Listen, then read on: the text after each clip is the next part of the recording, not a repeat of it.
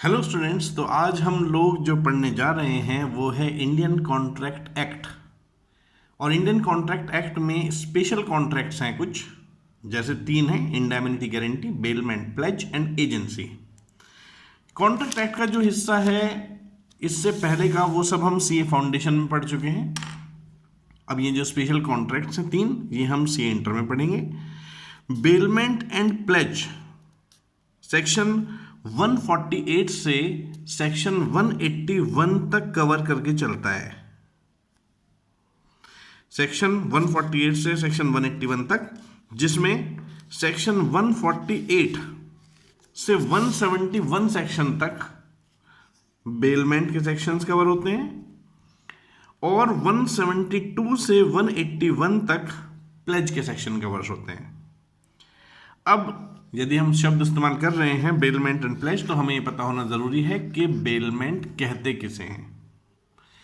तो ये कहा जाता है कि जो बेलमेंट शब्द है वो एक फ्रेंच वर्ड बेलियार से आया, और बेलियार का मतलब होता है दूसरे को गुड्स सौंप देना। यदि हम बेलमेंट शब्द को एटिमोलॉजिकली देखें तो इसका मतलब होता है हैंड ओवर कर देना या चेंज करना पोजीशन को एक व्यक्ति से दूसरे व्यक्ति को। सवाल उठा कि एटिमोलॉजिकली देखें का क्या मतलब होता है। जैसे कि केमिकल्स की साइंस को केमिस्ट्री कहते हैं, नंबर्स की साइंस को मैथमेटिक्स कहते हैं, वैसे ही वर्ड्स की साइंस को एटिमोलॉजी कहते हैं। तो यदि हम साइंस ऑफ वर्ड्स के हिसाब से बेलमेंट शब्द का मतलब जानना चाहें तो उसका मतलब होता है एक व्यक्ति से दूसरे व्यक्ति को पोजीशन का ट्रांसफर हो जाना। इंडियन कॉन्ट्रैक्ट एक्ट का सेक्शन 148 बेलमेंट शब्द को कहता है कि बेलमेंट शब्द का मतलब होता है गुड्स की डिलीवरी एक व्यक्ति से दूसरे व्यक्ति को। लेकिन खास बात है कि जब हम गुड्स की डिलीवरी एक व्यक्ति से दूसरे व्यक्ति को कहते हैं तो वो किसी पर्पस के लिए डिलीवर किया गया हो, कॉन्ट्रैक्ट के तहत डिलीवर किया गया हो, इस प्रकार से डिलीवर किया गया हो कि जब गुड्स, जिस पर्पस के लिए गुड्स दिए गए थे वो पर्पस पूरा हो जाए, तो पर्पस पूरा होने के बाद गुड्स वापस लौटाने होंगे, या फिर जैसा कहा है देने वाले ने उसकी डायरेक्शंस के हिसाब से आगे किसी को देने होंगे या वापस करने होंगे। जो बंदा अपॉन अ कॉन्ट्रैक्ट किसी पर्पस के लिए गुड्स देता है यहां पर बेलर कहलाता है, और जिसे वो अपॉन अ पर्पस गुड्स दिए जाते हैं उसे यहां पर बेली कहते हैं। तो यानी कि एक तरह से बेलमेंट का मतलब हुआ कि एक बेलर के द्वारा बेली को अपॉन अ कॉन्ट्रैक्ट गुड्स किसी पर्पस के लिए दे देना कि जब पर्पस पूरा हो जाएगा तो गुड्स मेरे वापस मुझे लौटा देना या मेरे कहे अनुसार आगे किसी को डिस्पोज ऑफ कर देना। उदाहरण के तौर पर यदि हम देखें तो जहां पर जैसे एक्स ने अपनी कार डिलीवर करी रिपेयर के लिए वाई को, तो एक्स हो गया बेलर और वाई हो गया बेली। जैसे एक्स ने डिलीवर करा एक कपड़े का टुकड़ा वाई को, टेलर को, कि भाई इससे मेरा सूट बना दो, तो ऐसे केस में ये भी कॉन्ट्रैक्ट ऑफ बेलमेंट है जिसमें एक्स हो गया बेलर, वाई हो गया बेली और पीस ऑफ क्लॉथ हो गए गुड्स। यानी कि यदि हम इस सेक्शन को एनालाइज करें तो एनालिसिस में पता चलता है कि कुछ मेन एलिमेंट होने जरूरी हैं बेलमेंट में। जैसा कि हमारे स्टडी मटेरियल में लिखा है, कॉन्ट्रैक्ट होना जरूरी है, गुड्स की डिलीवरी होना जरूरी है, कोई ना कोई पर्पस होना जरूरी है जिसके लिए गुड्स दिए गए हैं, और साथ में पोजीशन का ट्रांसफर होना जरूरी है। इसके अलावा जो गुड्स हैं वो रिटर्न होने जरूरी हैं, बेलर ने जैसे कहा है, रिटर्न ऑफ गुड्स। तो A B C D E ये कुछ 5 असेंशियल एलिमेंट्स हैं जो वैलिड बेलमेंट के लिए होने जरूरी हैं। जैसे कि यदि हम बात करते हैं बेलमेंट की, तो सबसे पहला असेंशियल एलिमेंट है कि बेलमेंट अपॉन अ कॉन्ट्रैक्ट होता है। बेलमेंट खुद एक कॉन्ट्रैक्ट है, और कॉन्ट्रैक्ट तो एक्सप्रेस भी हो सकते हैं और इंप्लाइड भी हो सकते हैं। इवन यहां लिखा है कि कोई कंसिडरेशन भी जरूरी नहीं है, valid contract of bailment create करने के लिए, जिससे ये बात पता चलती है कि बेलमेंट विद कंसिडरेशन भी हो सकती है और विदाउट कंसिडरेशन भी हो सकती है। जब हम ये कहते हैं कि विदाउट कंसिडरेशन भी बेलमेंट हो सकती है, तो सवाल मन में ये उठता है कि कॉन्ट्रैक्ट तो विदाउट कंसिडरेशन हो नहीं सकते, तो बेलमेंट भी एक कॉन्ट्रैक्ट है, तो वो कैसे विदाउट कंसिडरेशन हो सकती है? तो इसका आंसर है कि जो कंसिडरेशन है जरूरी नहीं कुछ मिलने की फॉर्म में ही हो, कभी कभी डेट्रीमेंट सफर्ड, लॉस, अपने पास से कुछ चले जाना, दूसरे को मिल जाना भी हमारे लिए कंसिडरेशन हो सकती है। जैसे हम ये यहाँ पर कहते हैं कि कोई कंसिडरेशन आवश्यक नहीं है वैलिड कॉन्ट्रैक्ट क्रिएट करने के लिए बेलमेंट का, तो इसका उदाहरण है जैसे हमने अपने दोस्त को किताब दे दी कि इसे पढ़ ले, पढ़ के वापस कर देना। तो ऐसे केस में यहाँ पर जो बेलमेंट है वो विदाउट कंसिडरेशन है, क्योंकि यहाँ पर जो एक्चुअल कंसिडरेशन है वो डेट्रीमेंट सफर्ड के रूप में है कि चलो मेरे दोस्त ने किताब पढ़ ली, उसका फायदा हो गया, यही मेरे लिए कंसिडरेशन है। तो इसीलिए जब हम एसेंशियल एलिमेंट की बात करते हैं कॉन्ट्रैक्ट ऑफ बेलमेंट में, तो पहला है कॉन्ट्रैक्ट होना जरूरी है, क्योंकि बेलमेंट में गुड्स एक से दूसरे को सौंपे जाते हैं, इसलिए गुड्स की डिलीवरी होना बहुत जरूरी है। जब हम बात करते हैं गुड्स की डिलीवरी होना जरूरी है एक व्यक्ति से दूसरे व्यक्ति को, तो वो गलती से नहीं गए, वो किसी पर्पस के लिए गुड्स डिलीवर किए गए। और जब हम बात करते हैं गुड्स की डिलीवरी, तो यहाँ गुड्स का मतलब केवल मूवेबल गुड्स से होता है, क्योंकि इमूवेबल गुड्स की बेलमेंट नहीं होती है। खास बात है, इसीलिए यहां पर गुड्स मतलब मूवेबल गुड्स, और खास बात है मनी गुड्स की कैटेगरी में नहीं आती है, इसीलिए यदि हमने बैंक में पैसे जमा कराए तो वो भी बेलमेंट नहीं है। जब हम ये कहते हैं कि essential elements contract of bailment के लिए जरूरी हैं, तो पहला कॉन्ट्रैक्ट होना जरूरी है, दूसरे में गुड्स की डिलीवरी होनी जरूरी है, और गुड्स का मतलब मूवेबल गुड्स से होता है, और इमूवेबल गुड्स और मनी की बेलमेंट नहीं हुआ करती। जब कहा गया है कि गुड्स की डिलीवरी होना जरूरी है, तो डिलीवरी को दो एस्पेक्ट से देखा गया, एक्चुअल डिलीवरी और कंस्ट्रक्टिव डिलीवरी। जब गुड्स की डिलीवरी की बात आती है तो ये कोई जरूरी नहीं है कि गुड्स एक्चुअली ही उठाकर दे दिए गए हों बेलमेंट में, कभी कभी कंस्ट्रक्टिव डिलीवरी भी डिलीवरी की कैटेगरी में आ जाती है। यहां जब वर्ड कंस्ट्रक्टिव डिलीवरी का इस्तेमाल किया गया है, तो कंस्ट्रक्टिव डिलीवरी में यहां सिंबॉलिक डिलीवरी को भी कंस्ट्रक्टिव डिलीवरी की तरह ही ट्रीट किया गया है, यानी कि या तो एक्चुअली फिजिकली हैंड ओवर कर दिए गए हैं गुड्स बेली को बेलर के द्वारा, बिल्कुल ऐसे ही जैसे अपनी कार रिपेयर होने के लिए वर्कशॉप में दे दी गई हो, या कंस्ट्रक्टिव डिलीवरी जब डिलीवरी करते समय ऐसा कुछ कर दिया गया हो जिसका प्रभाव ऐसा आया हो कि गुड्स का पोजेशन बेली के पास पहुंच गया हो और वो ऑथराइज्ड हो गया हो उन्हें बेलर के ब्याह पर होल्ड करने के लिए। ये बिल्कुल ऐसे ही है जैसे कार ना ले जाकर वहां छोड़ी हो, बल्कि रिपेयरमैन को बुलाकर कार की चाबी सौंप दी हो। तो कार की चाबी सौंप देना अपने आप में शो करता है कि हमने गुड्स को कर दिया डिलीवर। तो पहली बात हो गई एसेंशियल एलिमेंट में बेलमेंट एक कॉन्ट्रैक्ट है, दूसरी बात गुड्स का डिलीवर होना जरूरी है, तीसरी बात किसी उद्देश्य से गुड्स दिए गए हों, अब चाहे पर्पस एक्सप्रेस हो चाहे इम्प्लाइड। जैसे ऊपर बताए गए उदाहरण में हमने गुड्स यानी कि जैसे कार रिपेयर के लिए दी थी, तो पर्पस होना जरूरी है। खास बात है पोजेशन का ट्रांसफर होना जरूरी है बेलर से बेली को। चेंज इन पोजेशन बहुत जरूरी है, और change of possession generally physical delivery देकर होता है, हालांकि हमने पढ़ा है कि कंस्ट्रक्टिव डिलीवरी भी हो जाती है। जो चेंज ऑफ पोजेशन है उसमें इस बात को ध्यान रखना है कि पोजेशन चेंज हो रहा है, ओनरशिप चेंज नहीं हो रही, क्योंकि ओनरशिप चेंज होगी तो सेल की कैटेगरी आ जाएगी, जबकि हम तो यहाँ पर चेंज ऑफ पोजेशन की बात कर रहे हैं, केवल कस्टडी चेंज होगी।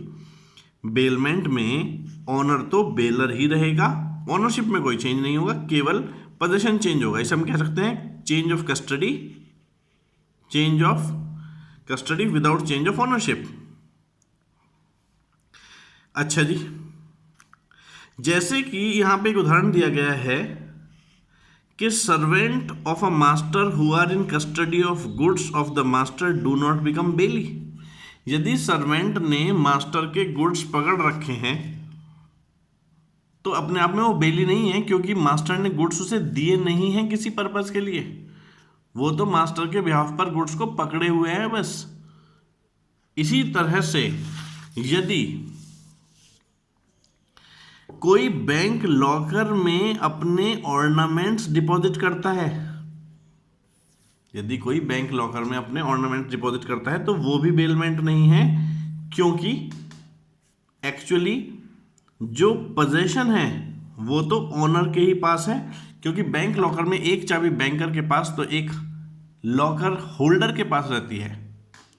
तो पोजीशन तो इसका मतलब एक तरह से बैंक के पास हुआ ही नहीं, कस्टडी कंट्रोल तो बैंक के पास हुआ ही नहीं। इसीलिए बैंक लॉकर में जो सामान रखवाना है वो इस कैटेगरी में, बेलमेंट की कैटेगरी में नहीं आता है। तो यहां पर एक सवाल उठा कि क्या बैंक में पैसा जमा कराना बेलमेंट है? आंसर है नो, क्योंकि पैसा गुड्स की कैटेगरी में नहीं आता। क्या बैंक में ऑर्नामेंट्स लॉकर में रखना बेलमेंट है? आंसर है नो, क्योंकि पोजीशन और कस्टडी ट्रांसफर होने की जब बात आती है तो पोजीशन और कस्टडी ट्रांसफर होने में complete position, complete custody, complete control transfer होना चाहिए, जबकि बैंक के केस में कंप्लीट कंट्रोल ट्रांसफर नहीं होता, क्योंकि एक चाबी तो कस्टमर के पास ही रहती है। बेलमेंट की एसेंशियल कंडीशंस की बात करें तो बेलमेंट की एसेंशियल कंडीशंस में हमने देखा कॉन्ट्रैक्ट होना जरूरी है, गुड्स की डिलीवरी होनी जरूरी है, एक पर्पस होना जरूरी है, पोजीशन का ट्रांसफर होना जरूरी है और गुड्स को लौटाया भी तो जाना है। बेली ऑब्लाइज्ड है कि बेलर ने जो गुड्स किए हैं उन्हें लौटाए। जो गुड्स हैं वो लौटाए गए हों, चाहे ऑल्टर्ड फॉर्म में बेलर ने जैसे कहा था, चाहे ज्यों के त्यों।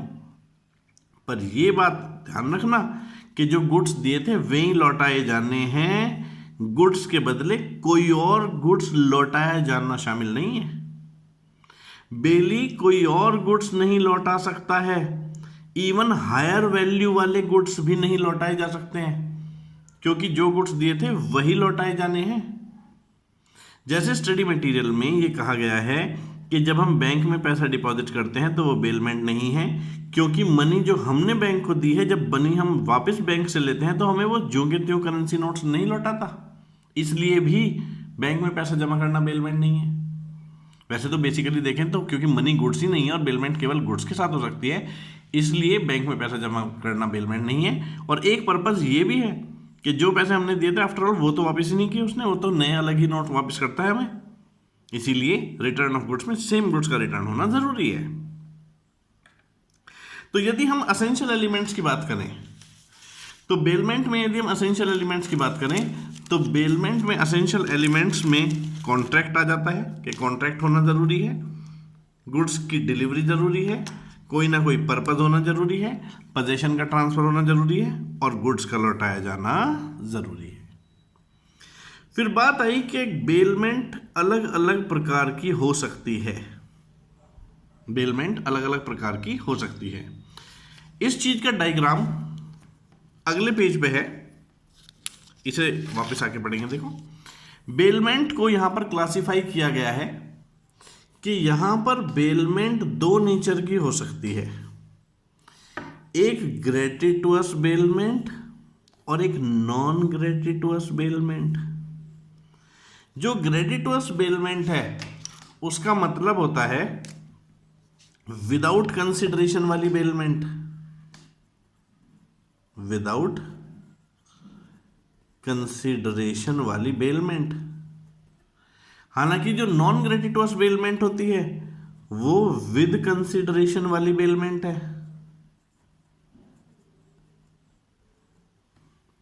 दोस्त को साइकिल दे देना उपयोग के लिए, ग्रेटिटुअस बेलमेंट। टैक्सी हायर पर मंगाना, नॉन ग्रेटिटुअस बेलमेंट।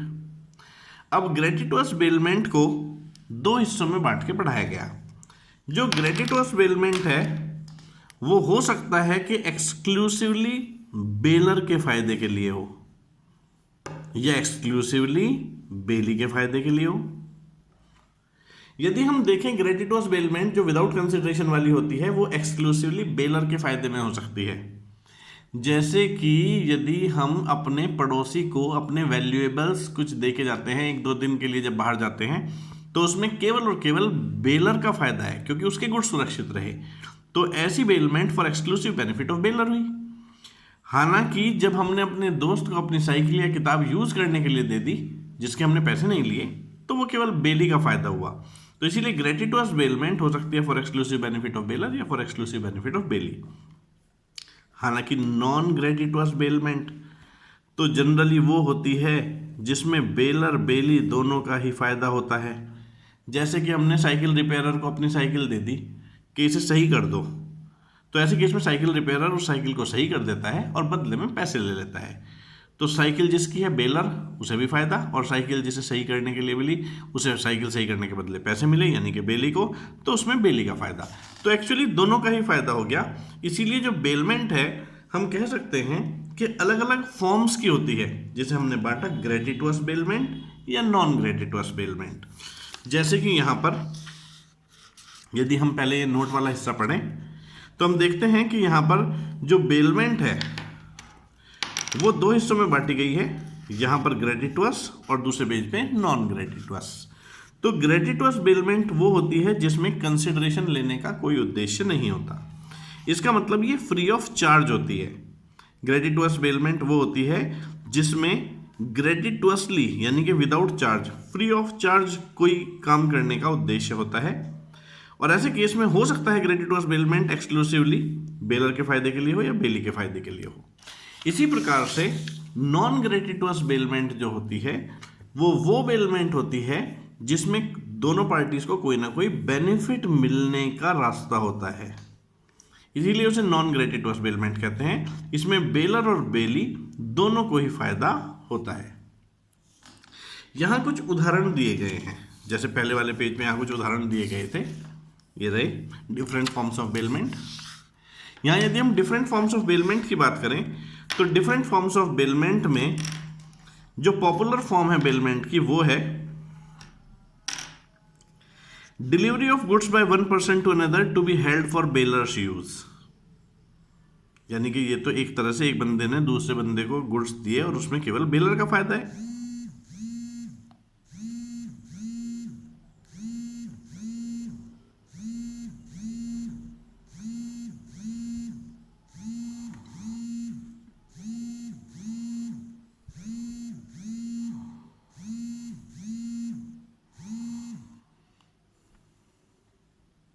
हालांकि